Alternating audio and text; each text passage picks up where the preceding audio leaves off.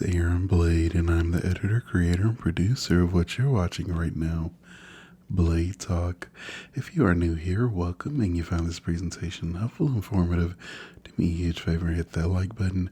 Do me an even greater favor and subscribe to my channel. Always appreciate all the support that I am given. So in this presentation, I'm going to tackle the age-old question, why don't Jews believe in Jesus? I know that my email has flooded with questions, even in my comment section.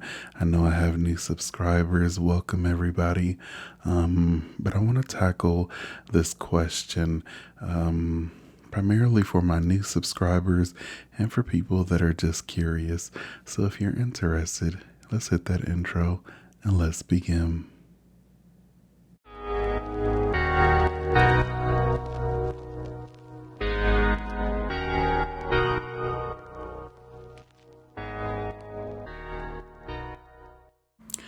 All right, so why don't Jews believe in Jesus? Again, it's a question that we get asked time and time again. And the answer, quite frankly, is simple. He didn't fulfill the prophecies that he needed to in order to qualify as the Messiah. But of course, if you ask different Jews, you'll get different opinions.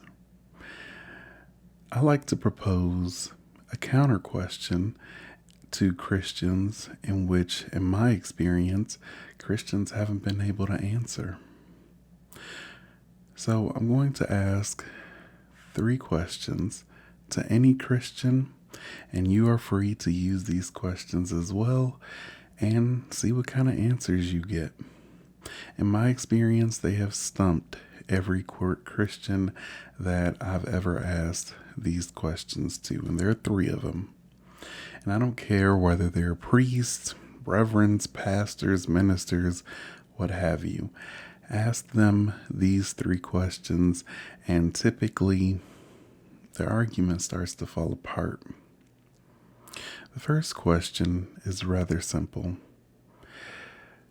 Ask them, what is the role or the job description of the Mashiach? In other words, what did the Messiah come to do? What's the purpose of a Messiah? And you ask that question, and very quickly they start describing to you the things that Jesus did. And once they do this, they step onto a trapdoor. Because what that tells me immediately is that they didn't read what the job description was of the Mashiach. If you're asking a Christian, what's the role of the Jewish Messiah? And they start telling you all about how the Messiah is supposed to die for the sins of the world. The Messiah is supposed to be born of a virgin. The Messiah is supposed to raise from the dead after 3 days. It's a dead giveaway. They did not read the Tanakh. They did not read the Hebrew scriptures on the job description of the Mashiach.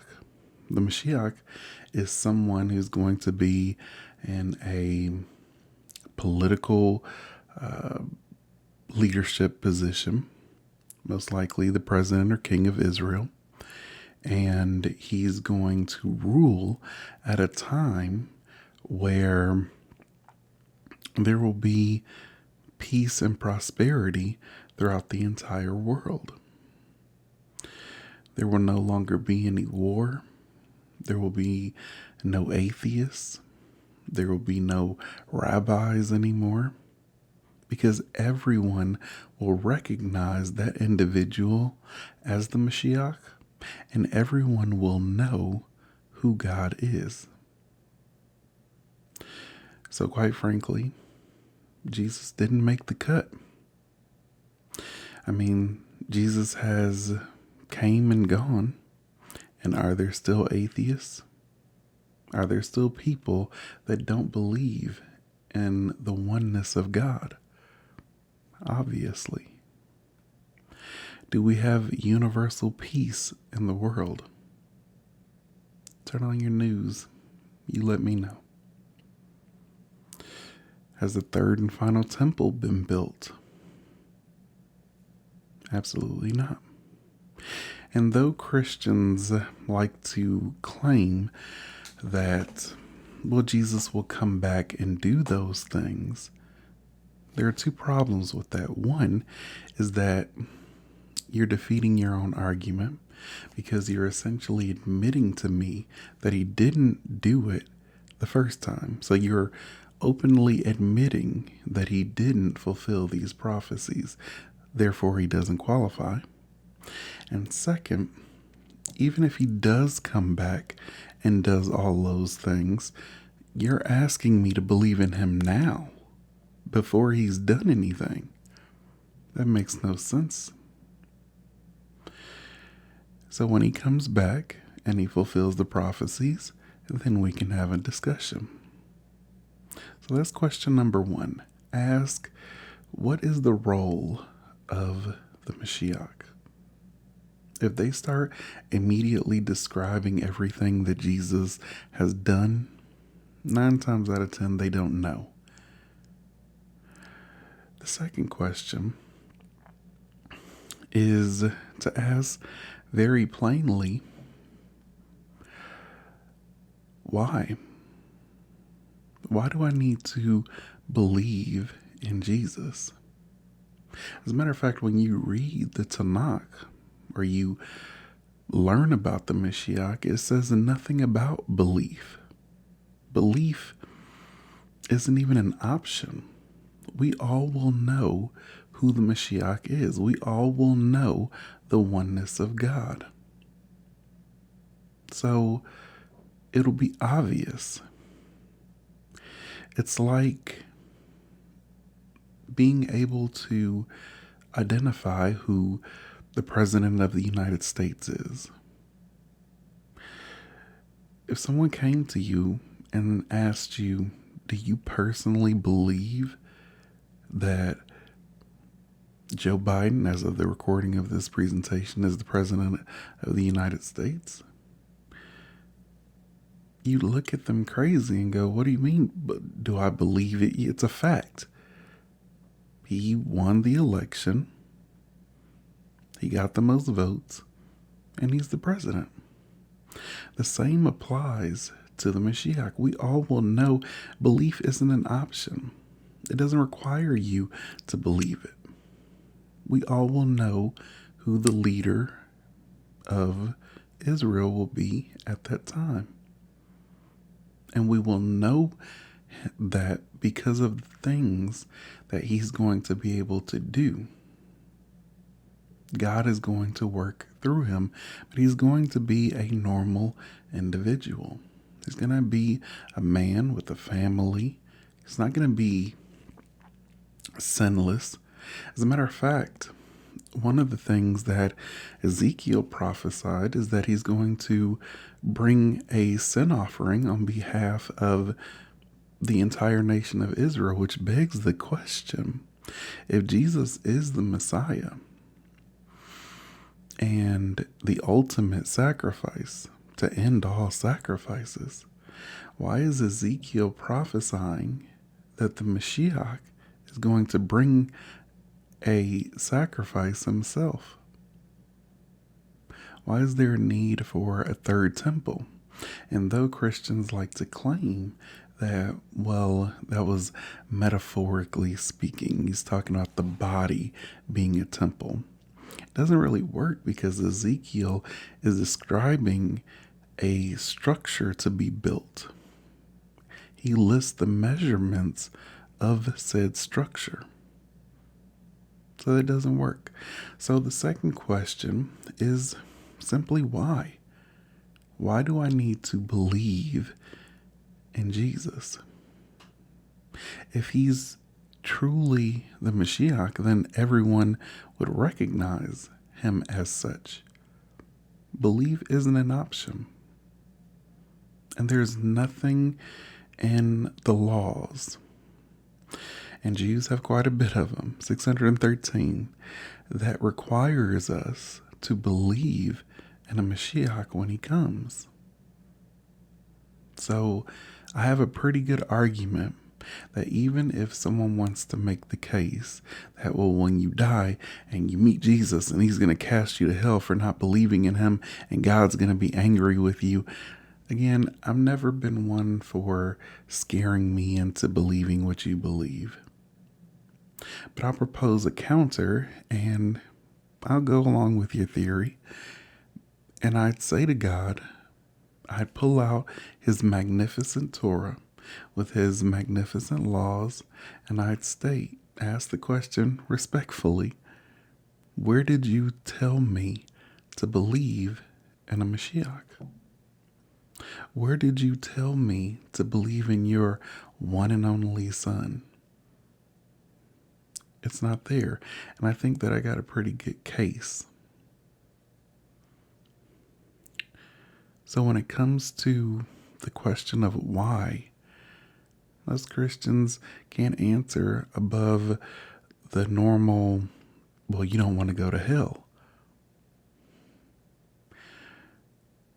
Again, you can't scare me into believing what you believe. That only makes me push you and your ideology away from me, because I don't do well with extremist ideologies.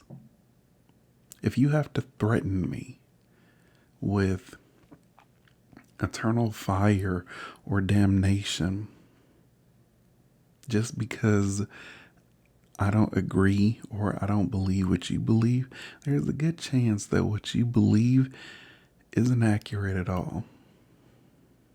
And someone, quite frankly, probably fooled you into believing what you believe, because you're only believing it because you fear something happening to you.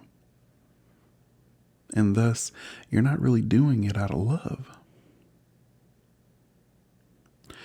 The third and final question is,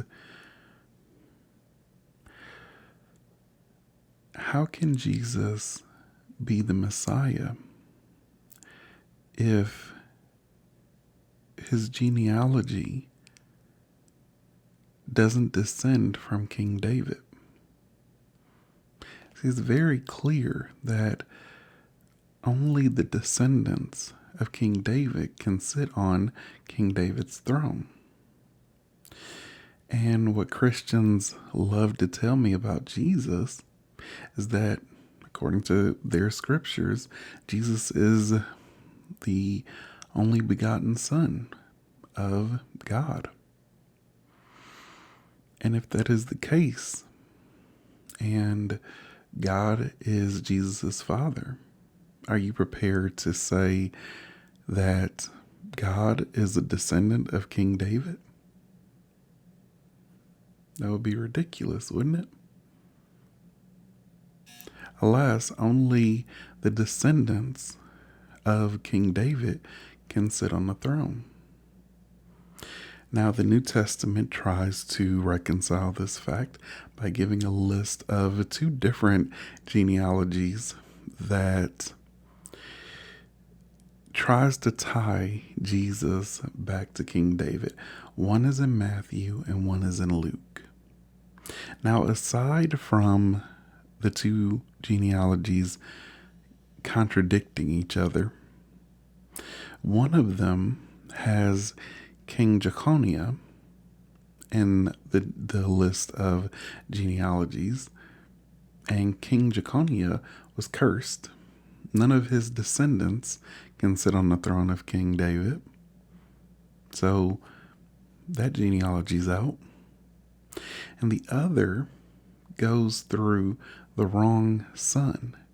See, the Mashiach has to be a descendant of King David through King Solomon. But one of the genealogies chooses to go through King David's other son, Nathan.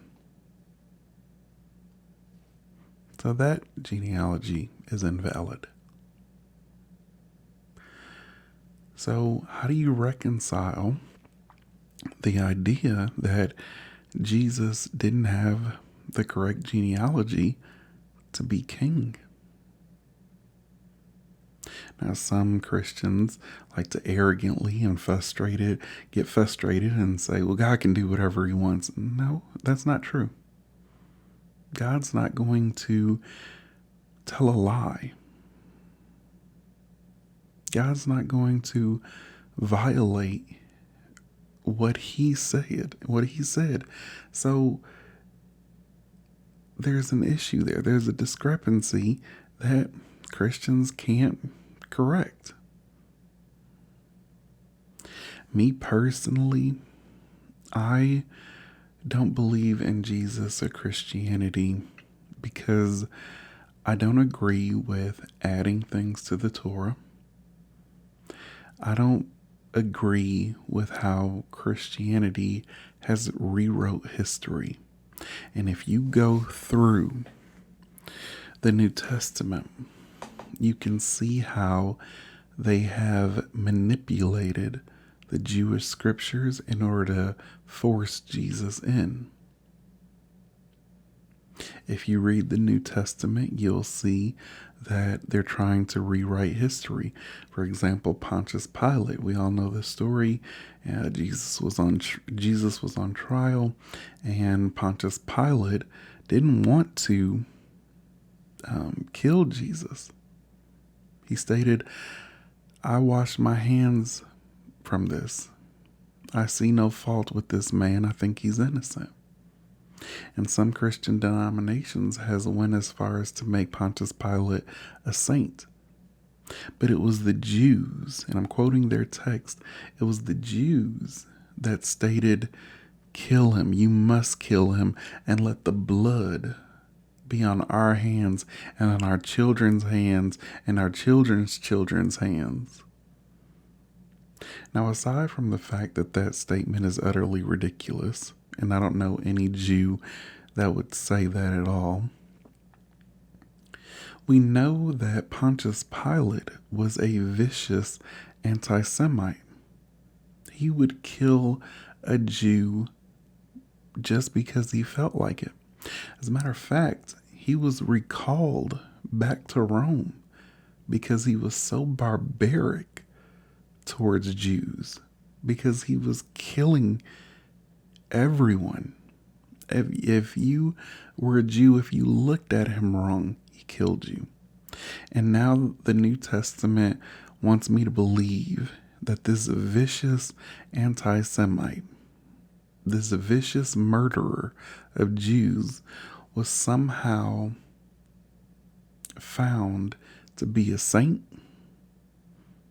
Suddenly you have someone who's claiming to be the king of the Jews in front of you, and you don't find any issue with him.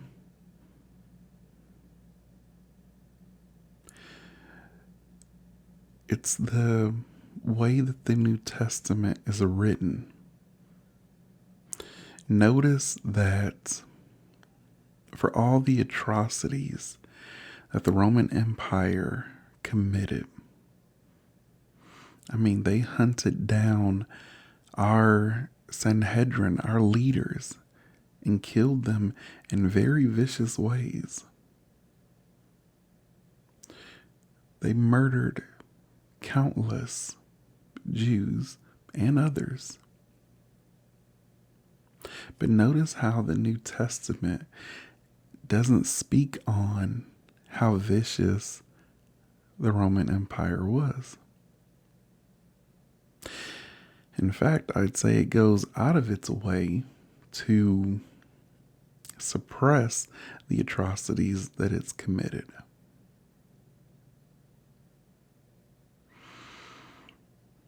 So, the rewriting of history in terms of Christianity, I can't get on board with. Then Paul comes along and he makes statements that blatantly contradict the Torah. He states that the Torah, or the law, is, quote, nailed to the cross. He states, quote, Christ is the end of the law. And most Christians follow that. They don't believe that they have to refrain from pork anymore or shellfish because Jesus came and died for the sins of the world, and he's the end of the law.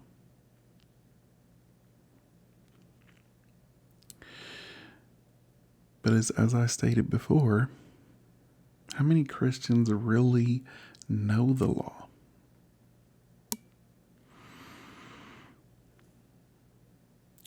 They claim that Jesus is the end of the law. Do you know what the law actually states? Honor your mother and your father. Have good hygiene. Be honest in business practices. Love your neighbor as you love yourself. Don't steal. These are the things that Jesus ended, that we don't have to follow anymore. It makes no sense to me. And Jesus himself stated that I didn't come to end the law. So the New Testament essentially contradicts itself. So it's hard for me to get on board with that ideology.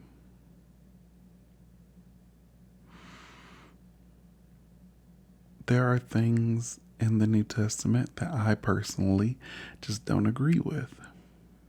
There are things that I feel goes against history.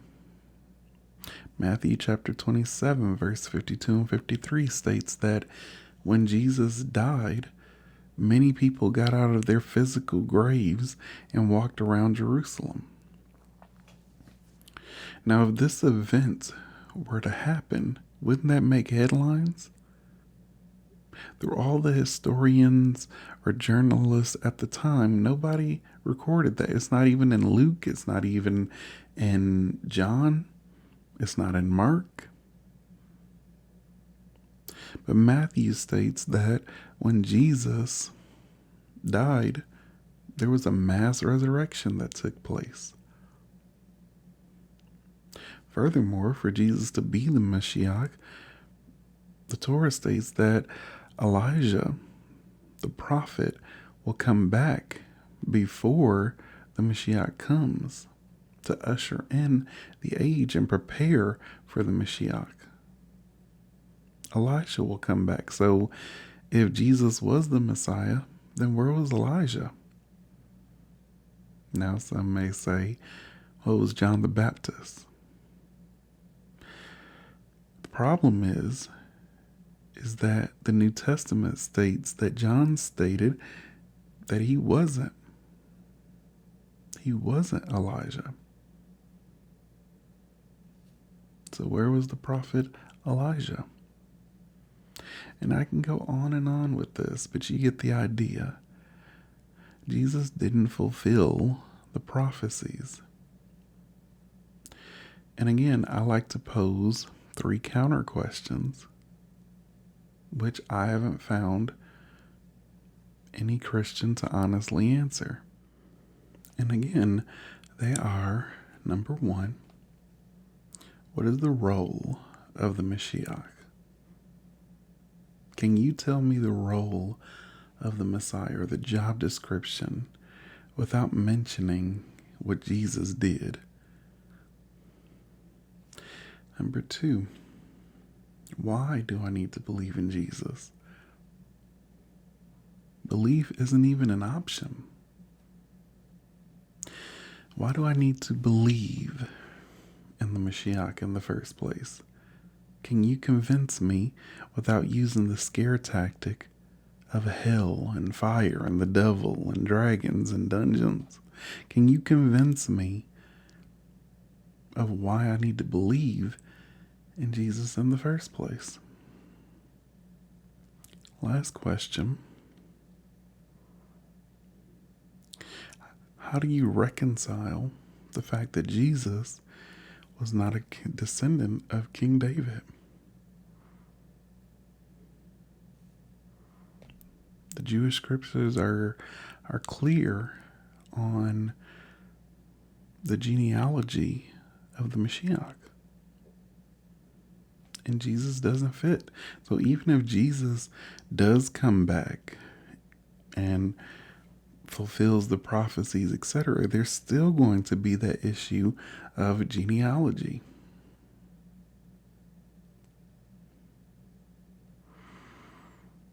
From what I gather in reading the New Testament, I identify the Mashiach as someone like King David. Again, King David wasn't sinless and wasn't perfect,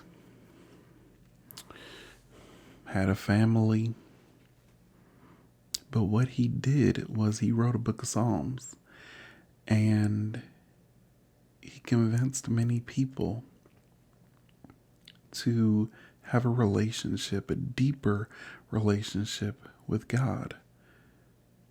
And the book of Psalms, we still reference today in terms of praying and singing, we still reference it. And what I notice about Jesus is that the narrative shifts from having that relationship with God to having that relationship with Jesus and admiring Jesus for his great sacrifice. So it's less about God and more about the acts of Jesus and what he did. Which, if I gotta be honest with you, doesn't seem like much of a sacrifice. I mean, he suffered, was humiliated, what have you, and he died on a cross.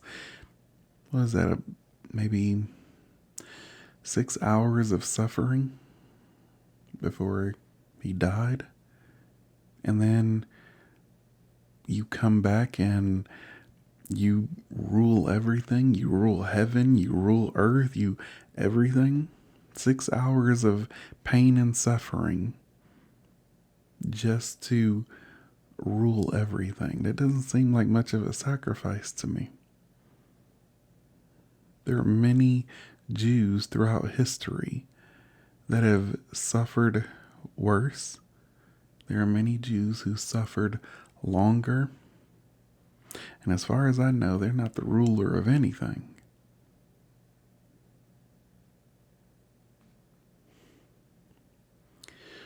So, to me, I don't believe in Jesus. I think that he was a man that was Jewish, that tried to lead a revolt against the Romans. And the Romans were very brutal in their day, and they killed him. The end. There were many Jewish people that tried to lead a revolt against the Romans, and they were killed. So ultimately, that's what I think, or who I think Jesus was. And he gathered a following. Maybe he was charismatic, and his followers couldn't accept the fact that Jesus failed. So they had to come up with alternate theories on what happened. I think it's a psychological thing. There are people still walking around believing that Tupac is still alive, or Elvis is still alive, or Michael Jackson is still alive. Some people are so devoted to their leader that they can't accept when they fail. And I think that has been the case with Christianity. And it's one big cluster. I know many will say that, well, how did Christianity become the largest religion in the world then? Well, if you look at it and take a close examination of it and actually put a spotlight on Christianity, you'll find that many Christians don't agree on fundamental things in Christianity. There are a number of secularized Christians that don't even believe in the New Testament. They've drifted away from Christianity and they're more spiritual now. They have a personal relationship with God. But becoming or saying that I'm a Christian has become more of a cliche than anything else.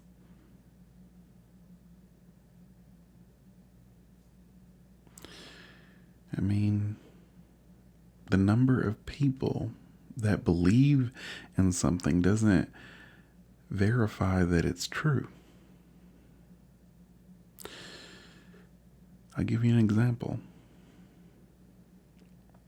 There are probably 1 million, probably well over that, 1 million Muslims that are smarter than me, that know more about theology than I do, that have a bigger following than I do.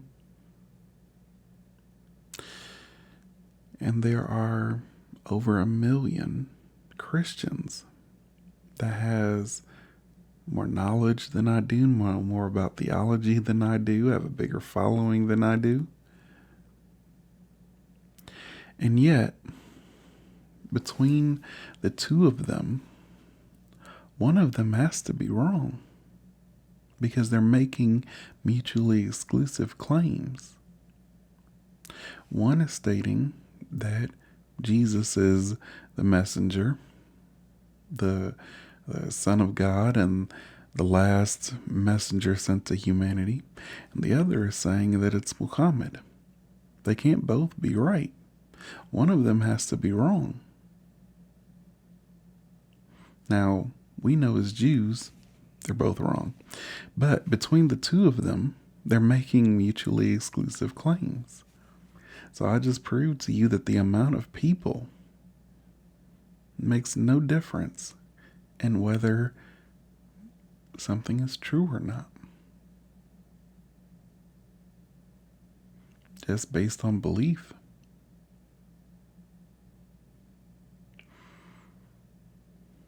So those are my thoughts on Christianity. And it's not to discredit Christianity. I think Christians do amazing work in the community as far as their morals, their values. They help the homeless. They, feed the starving. They do provide to charity. They do many good things. But at the end of the day, when you read their doctrine, I don't believe that the average Christian knows what's in their Bible. I don't think the average Christian knows how there's hidden anti-Semitism in the New Testament. How history has been altered in the New Testament. How they've manipulated the Jewish scriptures to make Jesus appear as if he's the Messiah. I don't think the average Christian knows.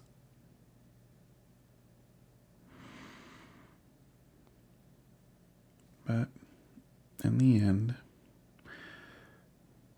that's how I personally feel and why I don't follow it. So, if you found this presentation helpful and informative, do me a huge favor and hit that like button. Do me an even greater favor and subscribe to my channel. I always appreciate all the support that I am given. Thank you all so much for tuning in to Blade Talk on this Sunday. Be good to yourselves. Be good to others. I appreciate all the support. And until next Sunday, you all take care. Shavua Tov.